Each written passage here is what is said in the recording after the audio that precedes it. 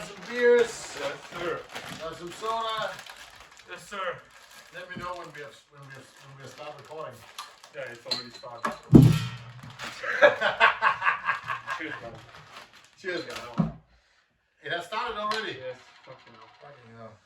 Yeah. Okay. Well, Okay. Wow. cheers, man. Cheers, man. Cheers, man. Fucking hell. I'm not even sure if it's the first one or the second one, but just let it be whatever Yeah, it is. exactly. So that's the date is 17th of April. Yeah. And, welcome to you know what? you know what? You know what? Yes. And you know what? Tonight, it's the second leg of Arsenal against Bayern. Yes. Very interesting. Yeah. Very nerve-wracking. Yeah. Very tense, especially for Arsenal and for the players and for everyone around it. I heard of a guy who woke up in the middle of the night and he couldn't sleep because his train of thoughts was driving him crazy. Who is that? A guy in Copenhagen doesn't not a friend of mine or anyone. Okay. But just a guy I heard of. He woke up in the night, middle of the night, couldn't sleep, had apparently nightmares, trains of thoughts. Couldn't stop wondering about Arsenal and how it was going. And well, with the recent loss against Aston Villa. Things do look a bit dire. Obviously, the title race is still very much on. City is only 2 points ahead of us, right? Yeah. But the point is. But first of all, I want to say that Yeah. you're welcome. Yeah. You're welcome that we get 2 points off from Liverpool. It makes it easier. At least Liverpool is like the same level as you now, like having the same points. True, and that is much appreciated, and that was even more appreciated. And underlining the was here because obviously we should have taken advantage of that. Yeah. We didn't, and it's very sorry and sad to see and say that Arsenal looked. They looked tired.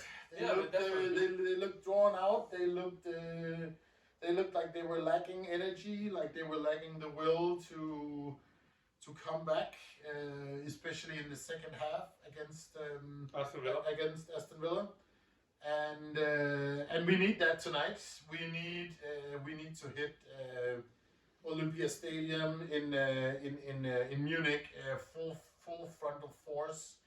We can't rest. We can't think. We can't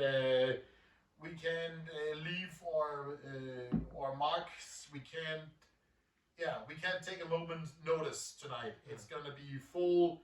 We have to go full on because if we don't, then we see and we saw how strong a team Bayern Munich is even away from home. Right? Yeah, for sure. But the question is obviously I hope the best for you to win this game tonight. But what will it do? Like, despite as you said, that Arsenal's players looked very tired. Very tired. They looked very tired, and then the fixture is just gonna get tougher for you. That's true. And That's true. What does it mean for you if Arsenal winning the game tonight? It means that you're gonna play Champions League. And then you're gonna play Premier League. Obviously, you're still competitive. Yeah. I would say 2 points. It is like hit or miss. Yeah. For Arsenal and Manchester City. And City tonight also playing Real Madrid. I do not know the outcome of it, but what does it mean for Arsenal if we win this game tonight? Do you think that it's kind of like Arteta needs to make a decision of which Champions League is more important or Premier League is more important, or that you have the players to go fully for both competition? That's an excellent question. I wish I could say both. I wish I could say that with tonight's win, we would have the team, the players, the energy still to go well ahead in both competitions. Maybe make it to the semifinals in Champions League and also win the Premier League trophy, right? But that is wishful thinking. That's the bottom line here. The bottom line here is that is wishful thinking. And honestly, from my point of view, it's a little bit of a miscalculation, if you ask me, what Attila has done, because in my perspective, the decisions that he has made was to say, okay, well, we're gonna rest a bit, or we're not gonna go on full front against Aston Villa because we have the match tonight against Bayern Munich. So in my mind, his point of view is that tonight's match is more important than maybe actually the title race. But and it's of course it's difficult to say, right? Because it's also an answer with a lot of different perspectives to it, right? We have to remember, first of all, that Aston Villa is a really, really great team. There's a reason they're number 4, right? There's a reason that they right now are qualifying for the Champions League next year, just like Arsenal is. I think at this point, Aston Villa is still a very underrated team. It is. Like they're number 4s, but from what we've seen in the media, that team like Spurs, Chelsea, United, of course, just getting much more media exposure comparing to Aston Villa. Like, have you ever heard Zaniolo or Diego Carlos? Exactly. I think it has been playing great against Arsenal. Have you ever seen them being on the headline? I've never seen it, but no. I think that's kind of an advantage to them that no one is expecting them to do great. True. But they're just doing what they are doing best. And then under Unai Emery, obviously, was such a brilliant manager coming in last season, and then he's just, Alex Ferguson said, when people were asking him in the beginning of the season when they lost against Newcastle 5-1, who's your favorite team so far this season?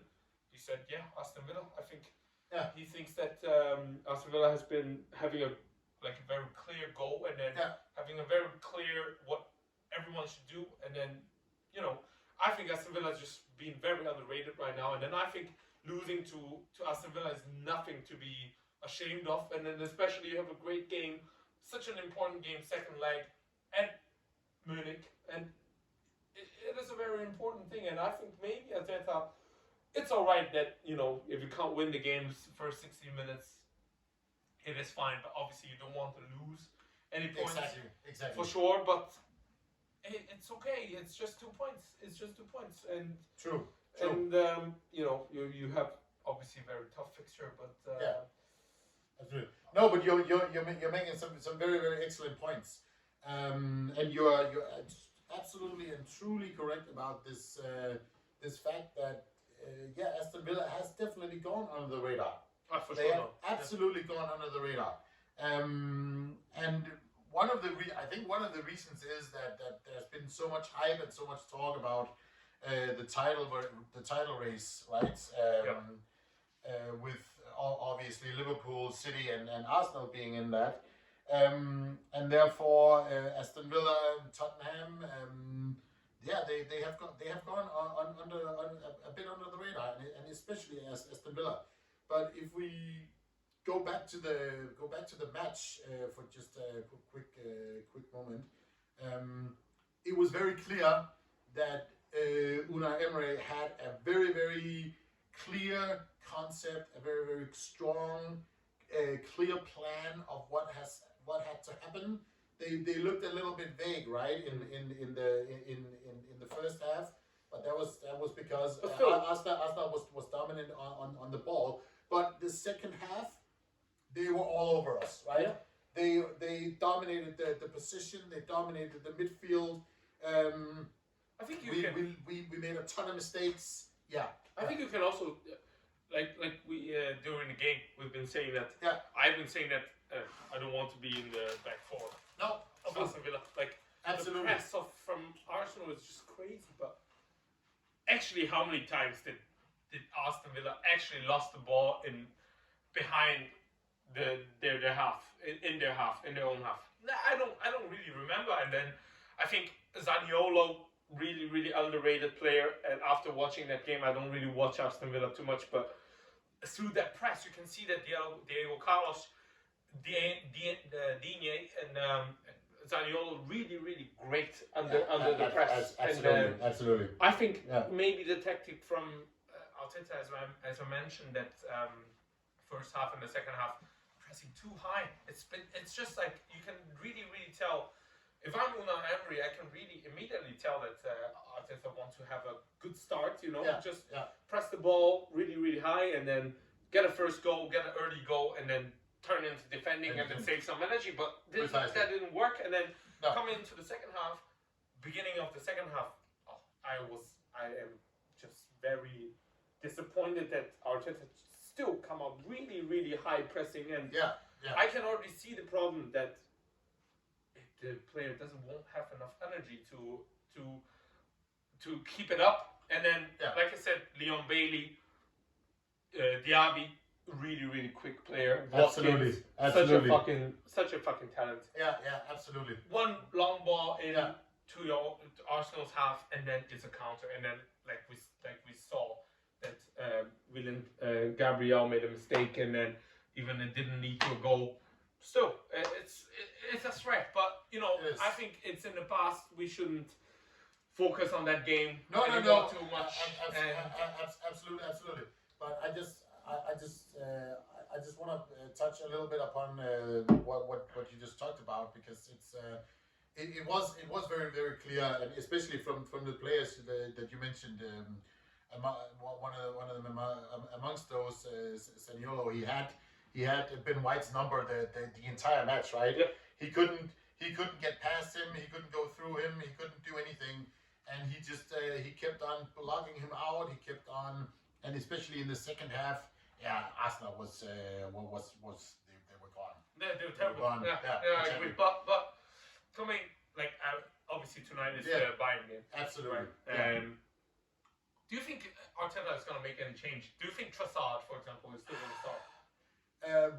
I think he played a terrible game. Yeah. I think he played terribly against Aston Villa. Yeah. And then even Martinelli came up. I don't think he's up for the game. But actually, the first thing I want to say here is that there was actually changes for the Aston Villa game, right? He moved Havertz down to sort of play more of the midfield. Mm-hmm. He kept Jorginho off the pitch. He substituted him in later, but he didn't start with him. We had Gabriel Jesus starting as our front attacker, right? So there was a few. There was definitely changes from the previous match and then to the match against Aston Villa, and we could clearly see what that meant, because people have different opinions about Havertz, but if you ask me, he is not functioning very well as a midfielder. Havertz, yeah. We need him up front. We need him up front, as we saw from the previous matches. I honestly obviously I'm one of those people that laughed at Kai Havertz beginning of the season, but especially last few games, I've seen him. What Arteta is trying to do with him is that he pull Havertz down to the midfield, and then he just make runs, trying to get past that offside trap. He's just trying to walk past, and then and then apparently a lot of Arsenal players are trying to pass the ball, just trying to do like a through pass, and then I think Havertz did brilliantly. Always, he's on the defensive line, and then he was cutting back a bit, and then making them to kind of the defensive line to kind of come up a bit, and then just make a run. I think he did brilliantly. I don't know. I think Kai Havertz has been really impressive as well. Yeah, absolutely. From the last few games, especially. Absolutely. Like, Absolutely. that's what I want to talk about. Yeah, Like, these players that are, I would say, very underrated, or I wouldn't say underrated for Havertz or like Anthony or like Darwin Nunez. Yeah. These players, they're laughed at. Yeah. You know, they're laughable meme materials. Yeah. True. But what Klopp and Arteta did with Havertz and Nunez, Darwin Nunez, is that despite the media criticism, despite the criticism from the fans, he's still playing them game after game after game. True. And Darwin Nunez, I think he's been brilliant this season. Yeah, And then he's been scoring goals in Premier League, Champions League, everywhere. Yeah. And also Havertz, I can definitely see a massive improvement from the beginning of the season. 100%. From the beginning. But like for Anthony, like for coming back to United. United, Absolutely. You know, that's quite right. Anthony, it's I from last season I've been thinking, like, do we have a better right wing? We don't. Diallo, okay, maybe he's great, but he's been great for one game. Yeah. He's been great playing for I think it was Birmingham.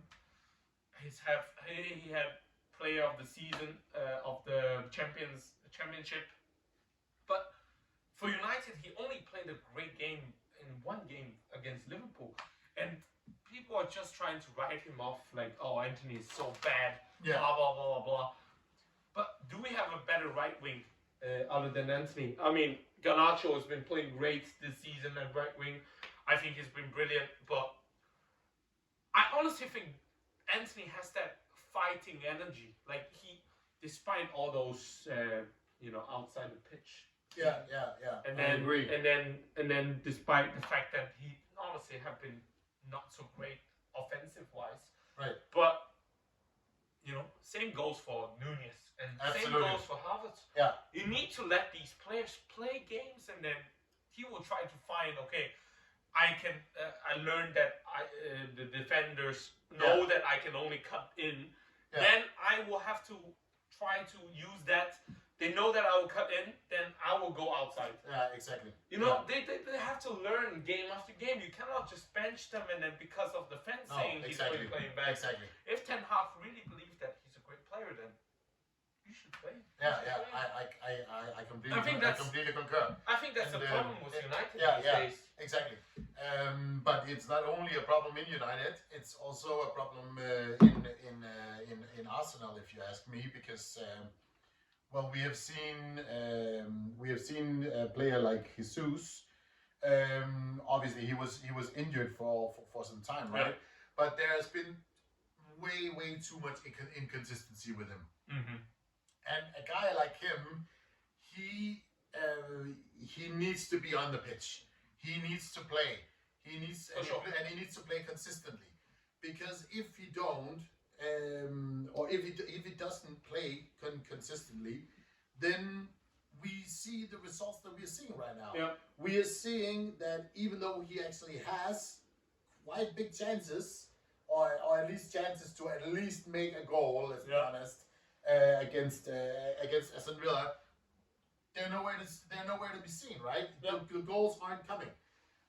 But do you think other than scoring goals, is Jesus doing good? Like, for example, I think a play. I think he's working hard. I think he's running a lot.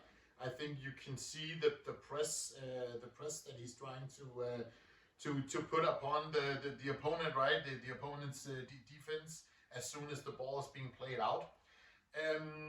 But Arsenal did not buy Jesus for his ability to press. They did not buy him for his ability to run around and try to chase the ball. Mm-hmm. They bought him because he needs to be on the spot every time, and he needs to deliver. Yeah. And he needs to score, and he needs to be ruthless, right? Yeah. Because if you aren't ruthless, then you're not going to win the Premier League. Yeah. You're not going to advance in the Champions League. Because the teams that we are up against right now, and that goes for United as well, both in the Premier League, but also in the FA Cup and in the coming matches in the FA Cup, it's just going to be tougher and tougher. And the teams the teams that we're facing are amongst the best in the world. Yeah. And when that's the condition that you're playing under, you can't miss that. Yeah. You can't. There are no second chances. There are no second guessing around this.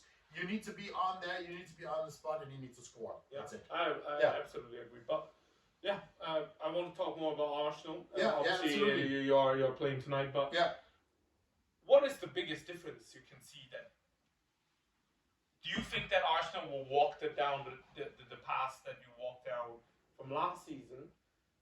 Or you think that something has changed and you believe that Arsenal will actually achieve something this season? I think I truly believe that Arsenal has changed. In what way? Well, in many ways. First of all, I can see that. We can just look at the fact, right? Our goal score, our goal difference is better. Yeah, for sure. This year, we have gone further in the Champions League that we haven't done in freaking ages. We have more consistency on the pitch. We have even more ball possession. We have been very, very dominant for quite a number of matches in a row, right? And the spirit has been lifted, right? Also in Arsenal, the belief is back. But there is also a difference from then saying that yes, it's absolutely amazing that we have that right now, and that's back amongst the fans and in the troop and with the players and with the coach team and all of that. There's still ways to go for Arsenal. Yeah, I don't see Arsenal winning Champions League, for example, this year. No. I hope they do. Yeah. I hope they do. But when I look at the other, obviously now today we're playing the Bayern in the return match, right? But even let's say that we somehow beat Bayern in Bayern or at their home field tonight, right? Well, the next team we're gonna face, it's gonna be Real Madrid, or it's gonna be City, which are even stronger teams, right? Yes, despite the season. Yeah, exactly. Considering the season. I even stronger teams. Yeah, I completely agree. So it's so my point is just that there's a difference of improving to a higher point, and then but not reaching the peak, right? Not grabbing the trophies or the trophy of one of the other tournaments. And that's where I see Arsenal at the moment, because we still have room to improve. We still have inconsistencies on the pitch. We're still a young team, and we're still lacking experience from both from the Premier League, but definitely also from Champions League. Definitely. So but I think last season, obviously, at one point, obviously you're still competing with City towards the championship in the end, but one game you lost, and then you kind of just fell off the road, and then but this season, do you think the same thing will happen after this Aston Villa loss? That's a great question. From a fan perspective, From a fan perspective, I think the belief and I think the mental capacity of turning things around quickly I think that is more strongly present in the team this year than it was last year. But is that enough then to say that Arsenal would go all the way and win trophies? I'm not 100% convinced about that.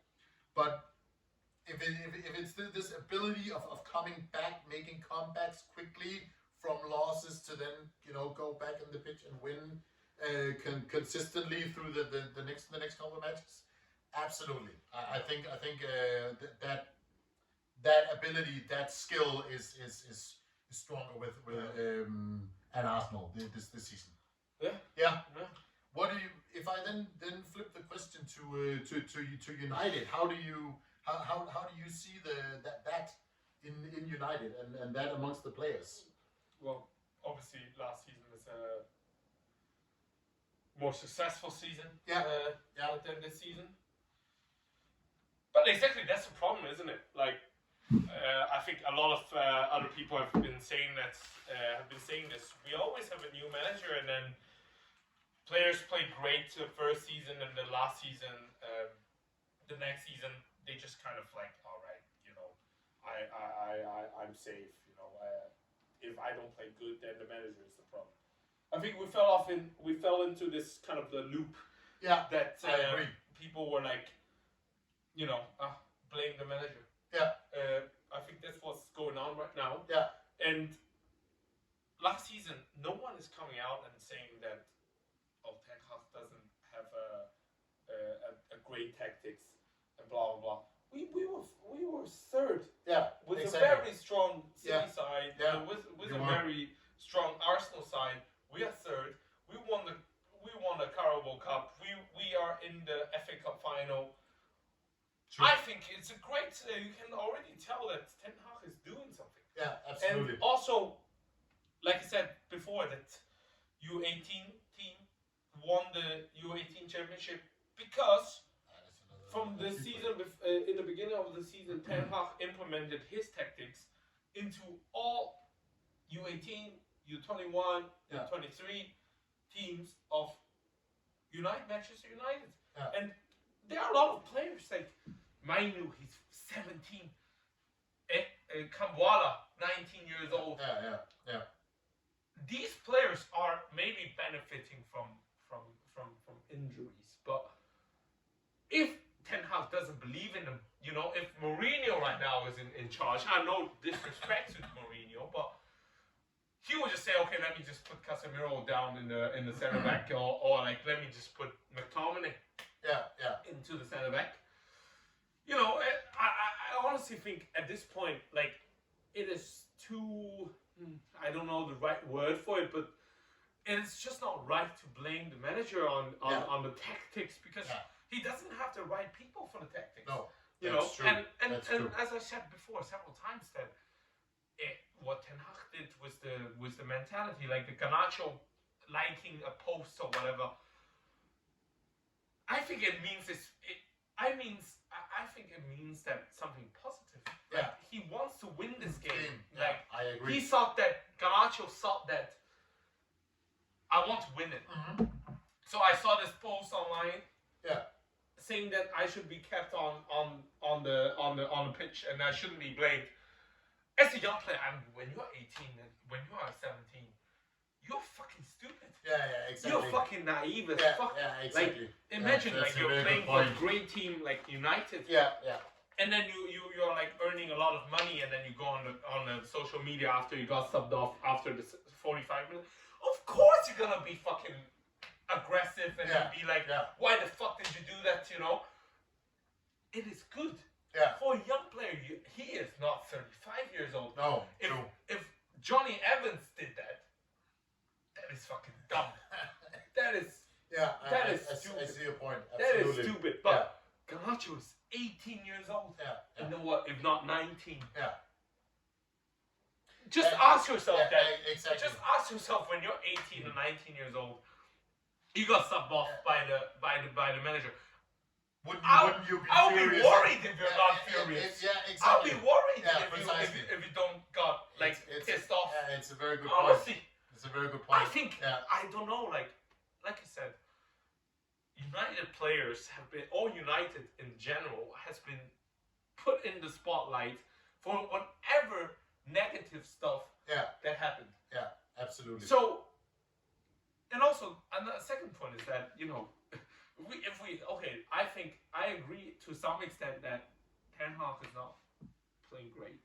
Like, even with like the injury problems and stuff, I agree. Some people, I can see why people are saying that, you know, we're not playing the right football. We really struggled against teams like Bournemouth. We really struggle against teams like Fulham. Yeah. It is unacceptable. I do see the point. I do see the point. Yeah, absolutely. But first of all, the injury crisis, you know.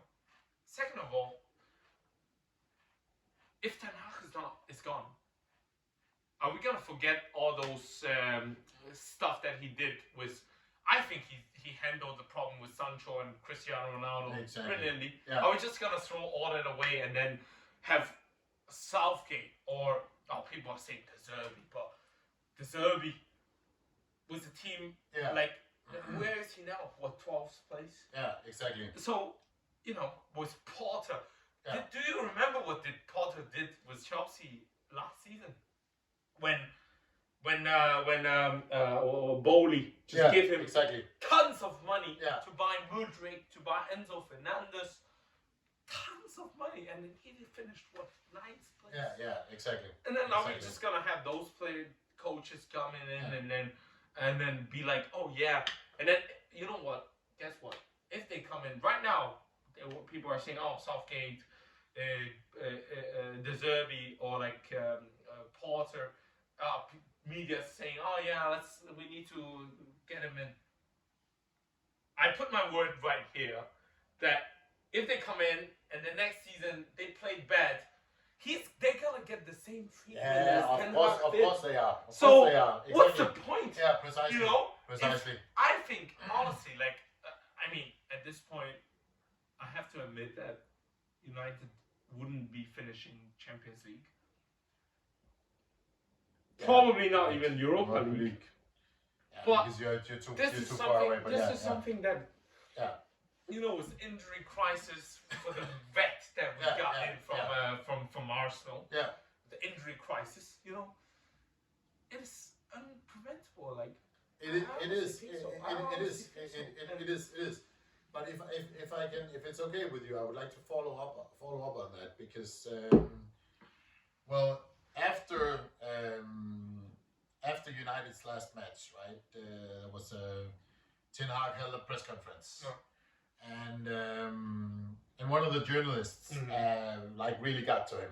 Yeah, he kept asking him why they were performing so badly and why you only got a draw, right, and why you have lost to Bournemouth and why you have lost to Fulham, and then his next question actually made Ten Hag leave the press conference, right? Because he didn't want to answer it. Okay, and I can understand his reaction. His reaction, right? Because whilst it might be fair enough to ask those questions, it is really not what Ten Hag or Manchester United should focus on at this point, right? As you just mentioned,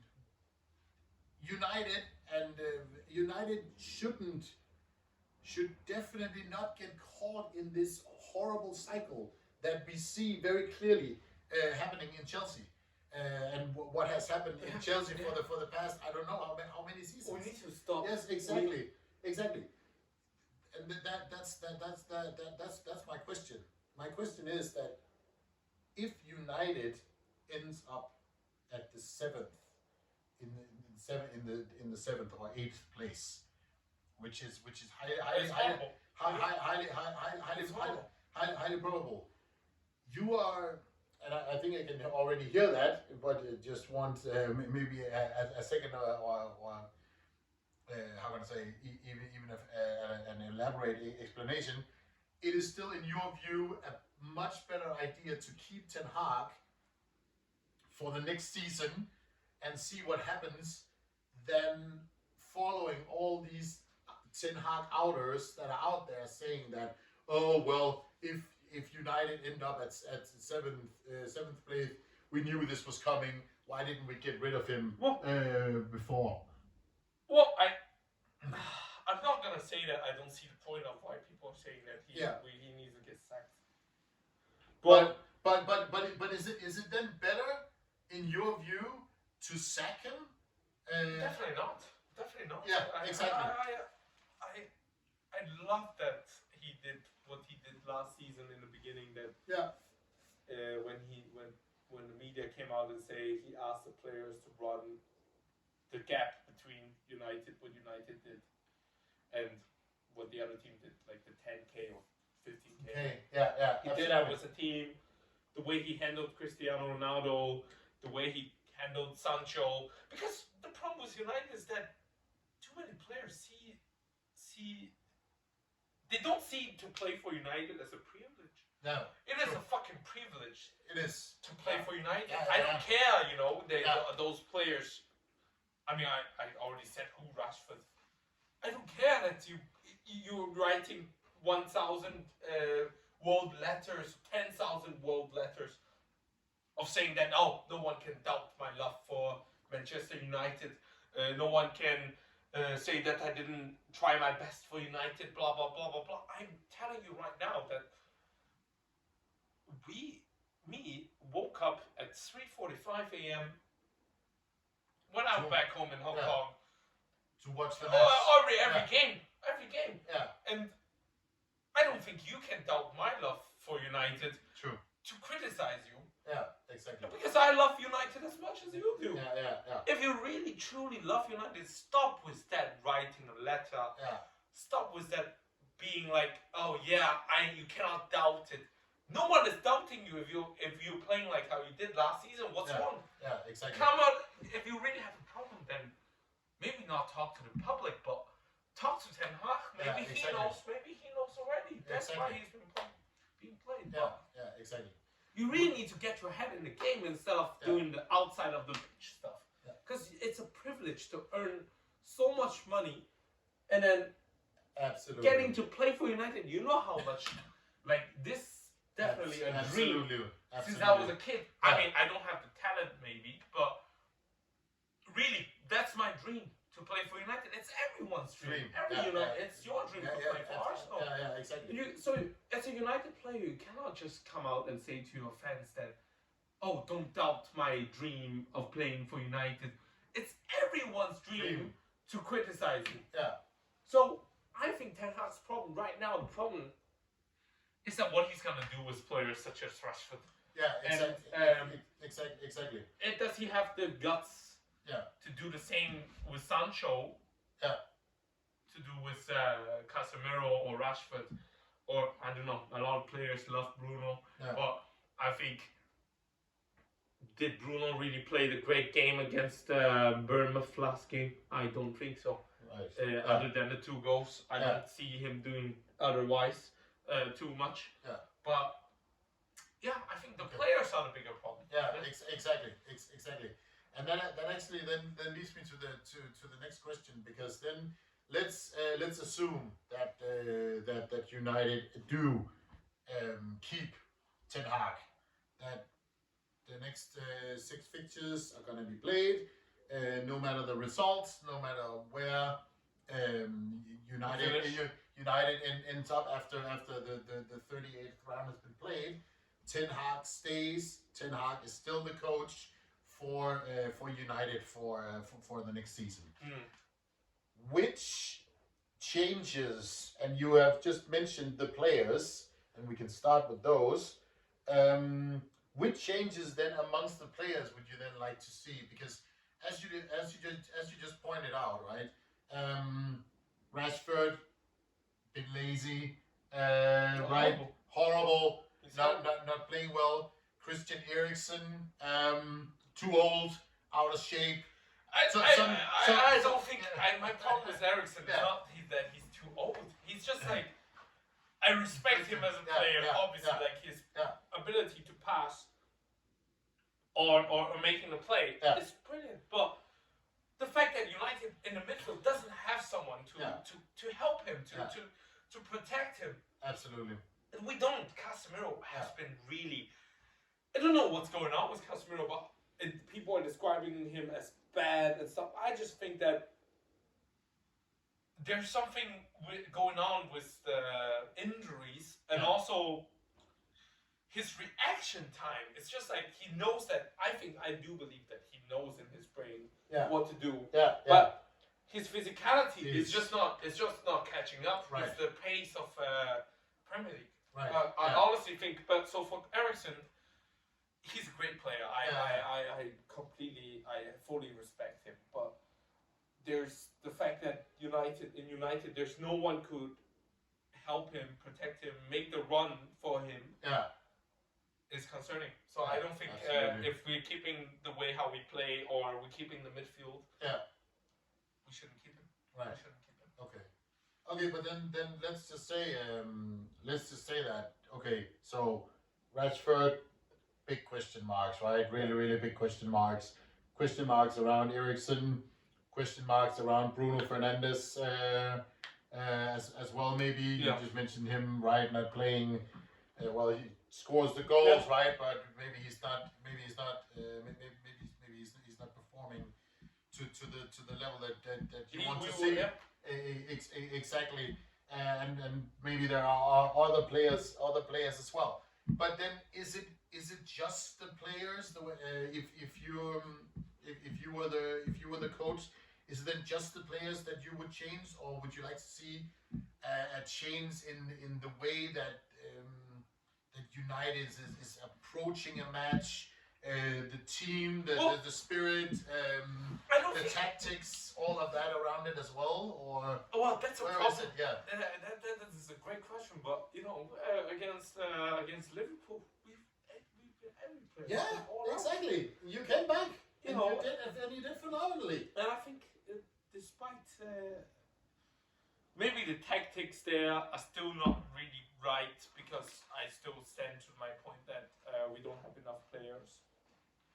But when we are playing against a strong team, I think in the last 3 months, I'm not counting in Chelsea, but against City, even if we lost, I still thought that we put up a fight. Absolutely. Against Liverpool, 2 games in a row, I think we played brilliantly. Yeah. And I don't get it when we play against teams like Fulham or Bournemouth or Everton. I just think something turned off. Are we being too arrogant? The players thought that it's gonna be an easy game. I'm really worried about the Coventry City game. The Coventry City game in the semi-final FA Cup. I'm really worried. I can understand that. If we give it all, we are playing against a team like Liverpool, and then we will be winning, I think. Even if we lost, I will say, it's a great performance. I can't blame anyone. But if we are playing, I think the problem with United is that when they're playing against a team that everyone is expecting them to win, they will lose. Because the players just feel the pressure. Okay. And then I think they just alright, I tried my best, and then when they didn't, and then they were like, alright, this is what it is. Yeah. And then let the media blame the coach for the tactics. And then when you're playing against Liverpool, and then the players are actually turned on and be like, the fans really want us to win this, we're gonna give it all, and then no one is gonna... Did you see anyone say, Ten Hag made fucking brilliant changes? No one is saying that. No one said so, that's true. I think it goes down to the point that what the players want. Do they just want the win for themselves, or they want the win for the team? Exactly. So I think we covered a lot today, and we did. What's your prediction for the game tonight?